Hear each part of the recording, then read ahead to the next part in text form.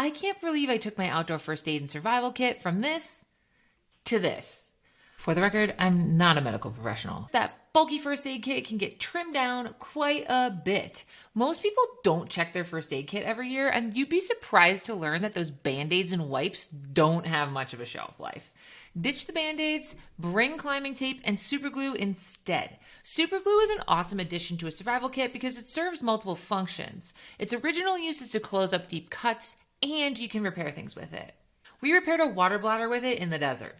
Climber's tape takes a long time to go bad, and it's easy to remove from your skin. You can build quite a bit with this, from covering up blisters to creating an impromptu bandage with a bit of cloth and toilet paper. Not the best, but works in a pinch. You can also make tape splints with it. It's compact too. Sharpie is a nice thing to have. See the show notes. And a bandana has multiple uses. Inside my first aid kit, I've got a variety of pills, but I don't take a ton of stuff with me. I'll carry ibuprofen, a couple of antacid tabs, Benadryl, and Imodium. This will cover most of the issues you may come across in the outdoors. But of course, you should always pack your prescriptions with you as well. I'll also throw in a few water purification tablets. These need to be replaced, but these tiny tabs eliminate bacteria, protozoa, and viruses from your water source. I bring this even if I've got a water filter because sometimes your water source is just nasty. Hand sanitizer cleans cuts and keeps your hand clean from bathroom breaks. For a toilet kit, I'll take toilet paper off the roll to save weight, and I'll use this ultra lightweight trowel. My one luxury item here are my blister patches. I keep them in their container for protection. It's slim and low pro, which is great, but it is heavier if you're an ultra lightweight freak. Instead of a big bivy sack, I'll pack this space blanket. I always have extra layers, but this is just in case there's a bigger accident where going into shock may be an issue.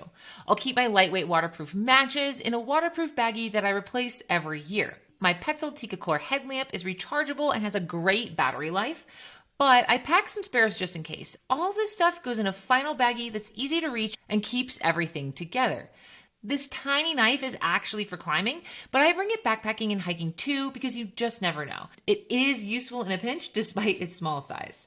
If I'm backpacking, I've got a tiny repair kit that I bring with me. It's virtually weightless and very handy. We've had to do a fuel patch on a pack once, and I was so thankful that I had it. For longer backpacking trips, I'll also bring this little guy that features some paracord, a flint stick with some magnesium. If you don't know how to use one of these, I would highly recommend practicing using it. It's actually not a quick way to start a fire and take some practice.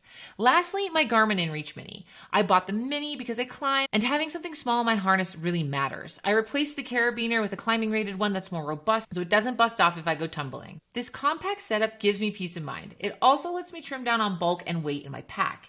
Most of these items don't cost an arm and a leg, making this upgrade really budget friendly, minus the Garmin. For weight comparisons, check out the show notes down below. And of course, do what makes you feel the most comfortable. If none of this speaks to you, haul the bulkier kit. It really doesn't matter.